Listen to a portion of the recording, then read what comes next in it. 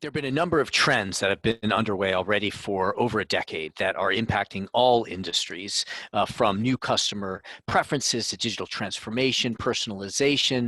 We've got tech substitutes, regulatory uncertainty, cybersecurity. Of course, we got the trio of blockchain, AI, and big data, data analytics, P2P and platform business models, distrust of many brands, and Internet of Things. And what COVID has done has not introduced new trends, but rather accelerated these trends. What was going to happen in 10 years is now happening in 10 months. And the question, therefore, for us, as we know in times of change, what do we want to be? Do we want to be a thinker or an outthinker? Do we want to keep going over the high bar forward, or do we want to learn the new approach? Do we want to go over backward? Do we want to be an outthinker?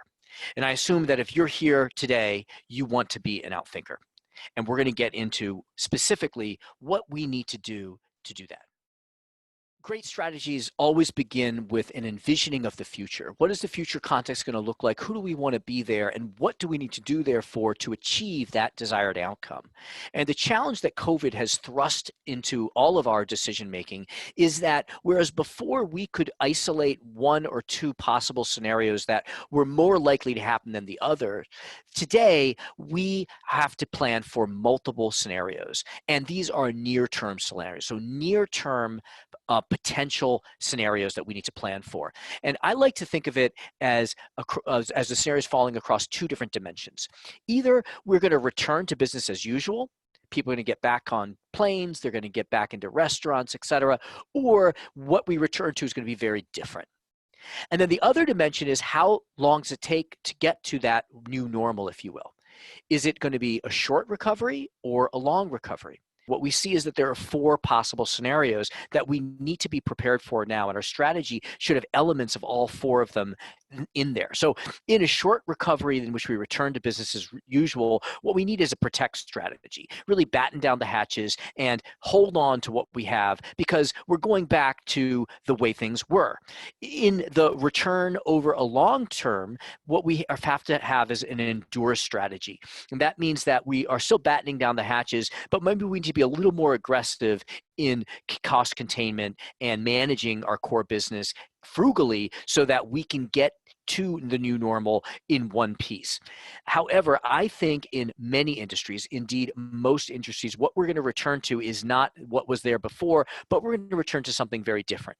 Now, if we get there quickly, if we have a short recovery and we return to something different, what you need is a pivot strategy to very quickly, in a contracted period of time, rethink, reimagine, reinvent your business model to be relevant for the new future.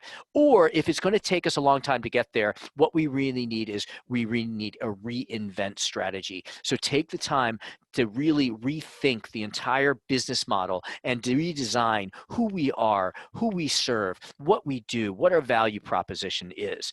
Now, again, in times of past, you could pick one of these scenarios as your predominant scenario, but under the uncertainty we're facing today, we really need to be ready to pounce on any four of these as they emerge. So we need to have a strategy for all four scenarios.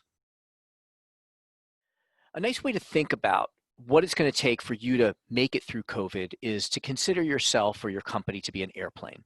And you're at a certain altitude and you've hit turbulence. Now, there's a lot of turbulence, and there's turbulence across lots of altitudes, but there are altitudes where there is not only a lack of turbulence, but there are tailwinds. McDonald's is doing fine. MasterCard is doing great. Walmart, Amazon, there are some industries and some companies in industries that are actually accelerating their success due to COVID. So the first thing to notice is that you are at an altitude where you are feeling turbulence, but we can move to another altitude.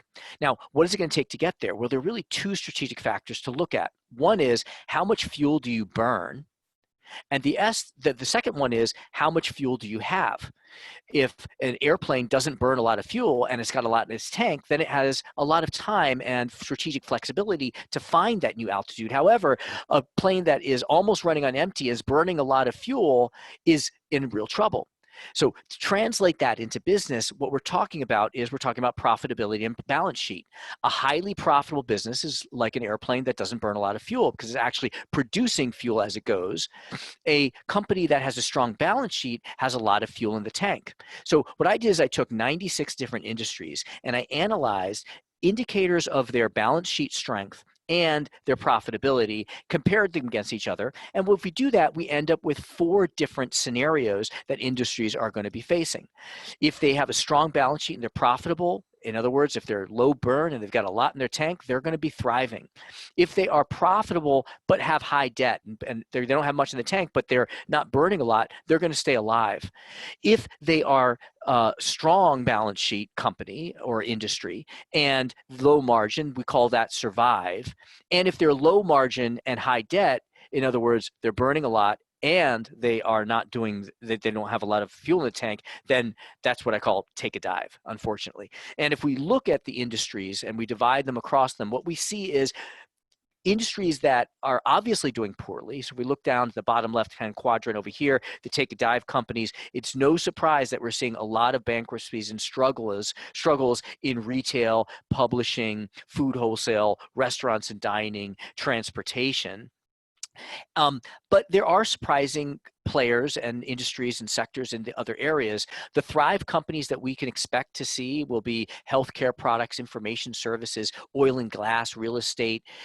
The alive companies are primarily financial service companies like regional banks, asset management companies, but also cable TV companies, utilities, green and renewable energy. Survive companies are things like steel, shipping, marine, reinsurance, paper, these kind of like big, large scale industries that have strong balance sheets, and they compete on scale even though they don't have strong profit margins. So step one is for you to assess what your strategic situation is. How much fuel do you have in your tank, and how much fuel is your airplane burning? Step two, of course, will then be to identify where is the next altitude and how can you redirect your airplane to get into the tailwinds.